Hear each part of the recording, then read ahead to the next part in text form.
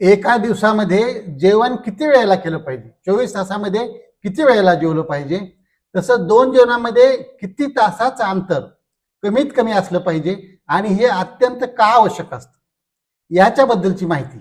तसंच ठसका का लागत असतो जेवताना किंवा पाणी पित असताना, तसंच शिंका का येत असतात, वारंवार जर शिंका येत असतील तर त्याचं काय सिग्निफिकन्स असतं, तसं ठसका जर पुन्हा पुन्हा लागत असेल, त्याचा त्रास असह्य होत असेल तर त्याच्या मागचं पण कारण शोधून काढलं पाहिजे.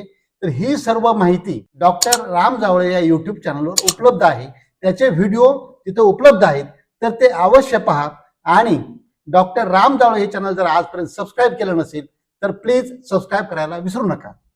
कारण अशी माहिती आपलं आरोग्य चांगल्या प्रकारे ठेवून निरोगी राहून दीर्घायू होण्यासाठी सर्वांनाच फायद्याची आहे, म्हणून ते आम्ही तिथं सादर केलेले आहे. त्याचा आपण अवश्य फायदा घ्यावा, एवढीच नम्र विनंती.